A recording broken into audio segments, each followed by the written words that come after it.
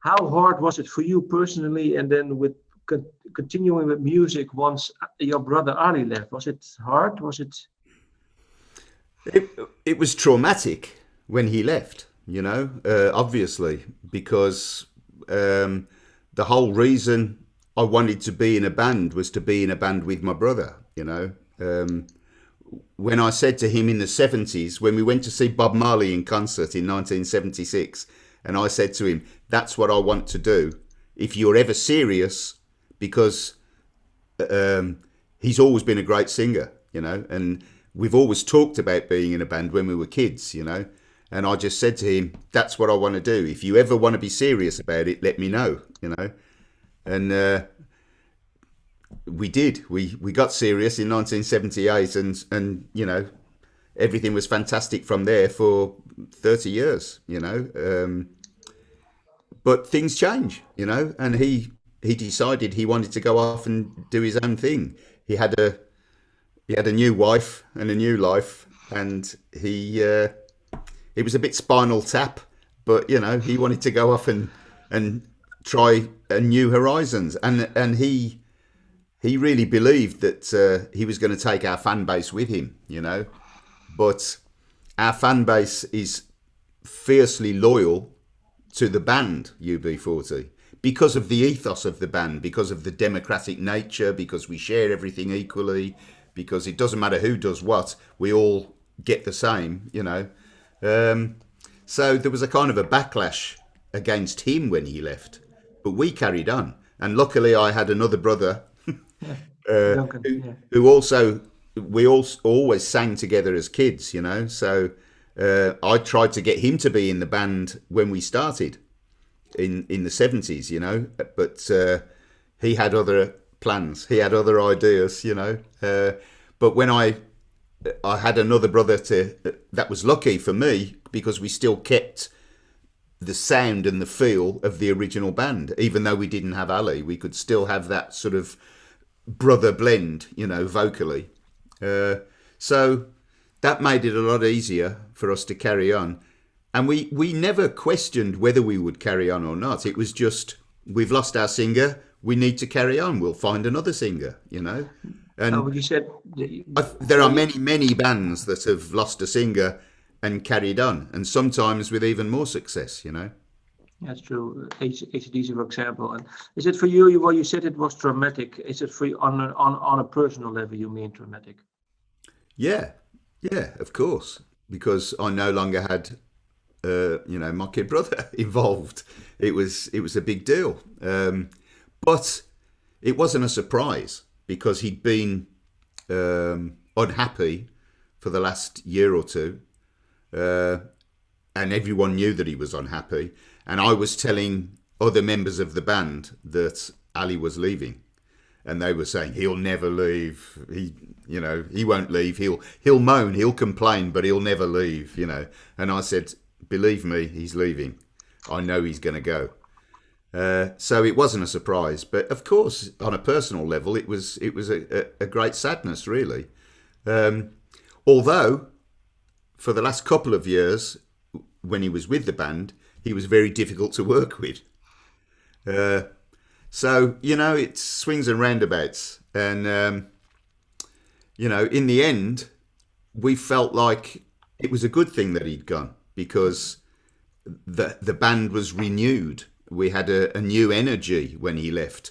And when Duncan came on board, we were enjoying ourselves again. You know, it was a happy time. You know, we were enjoying ourselves and full of renewed energy. So, you know, the saddest thing is that he's never spoken to us since. How come?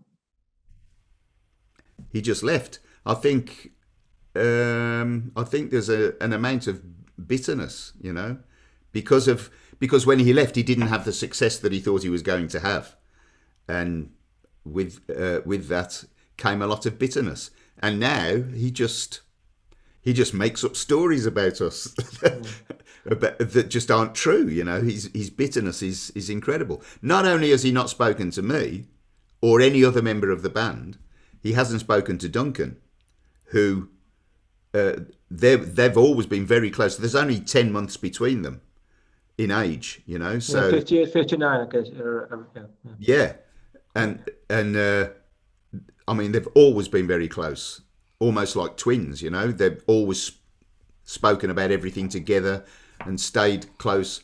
But when Duncan came and joined the band, he told me that he wouldn't join the band without Ali's okay. Ali had to give him his blessing, which annoyed me intensely, but he did.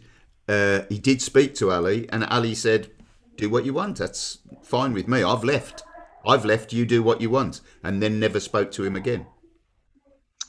And won't even allow him into. Duncan went to see him when he played in Birmingham, and Ali wouldn't allow him in the venue. Did you try? Did you try to reach out to him the last couple of years? No, he came to a couple of family things and refused to speak to me, and then since that he hasn't spoken to any member of the family.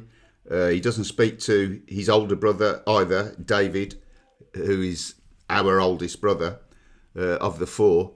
He doesn't speak to him either because apparently David's taken sides, and that's not good. But also, both my father and mother have passed away since Ali left, and he didn't come to either of their funerals. It was he's a strange guy. He's become a strange guy. Yeah, I was trying to ask you, because when did he become then this way, do you think?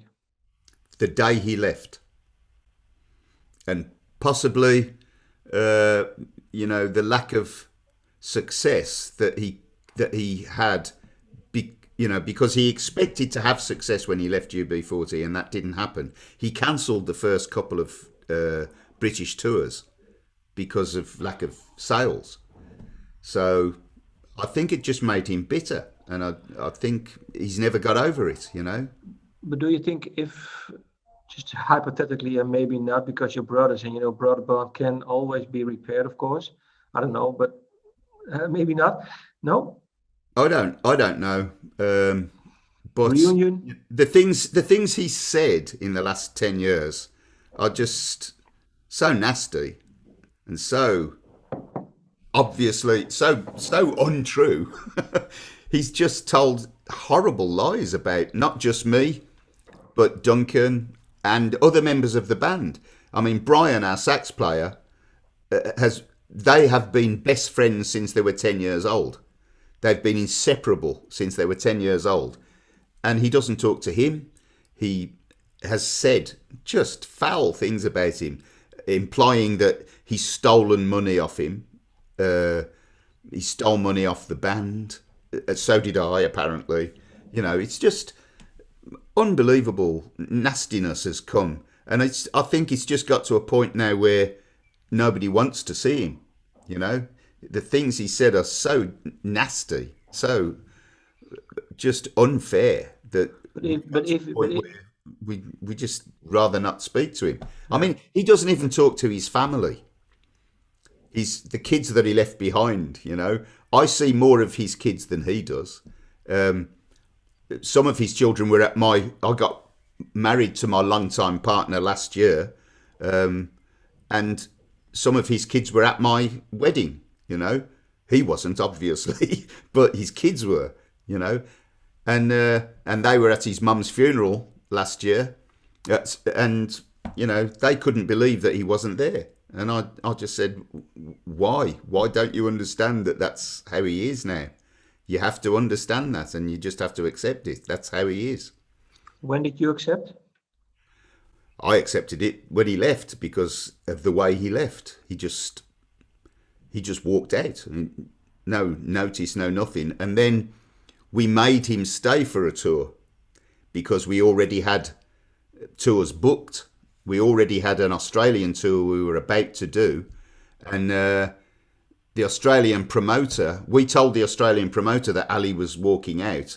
And he then phoned Ali and said, I'll sue you if you don't do this tour because I've sold all the tickets. And, you have to come and do this tour. So he did. a last tour with us, and while we were on that tour, he didn't speak to us, which was just very strange. You know, he did a whole Australian tour without talking, and then But left. what I was thinking, and maybe I'm really ignorant, I don't know, but I have a brother too, and if my brother behaves a bit strange, then you grab him by the neck and say, "Come on, man, behave yourself," and we share the same family values and blah blah blah, and you Yeah. can still connect.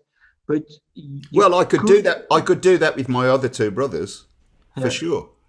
But the public way he has, slandered everybody is just, yeah. you can't repair that. You know, you can't put your arm around him and go, "Come on." You can't do that. I can do that with my other brothers. You know, we can argue and we can fall out, but we're still brothers. Him, it's got to a point where, I mean, he's just been so unpleasant for 10 years. I just feel now like I really don't care if I never see him, you know. That's too I bad. know that's I know that's a sad situation, but to be honest, I feel better without having to put up with him, you know. What if he turns up at your door and says sorry for the way I behaved and let's talk? Then I'll accept his apology, but I don't think the members of the band would ever have him back. I just don't think. I don't think that can be repaired. You know, they're too wounded, too upset. The things he said. You know, there's a lot of ill feeling now, and I just don't think. I don't think it could happen. You know.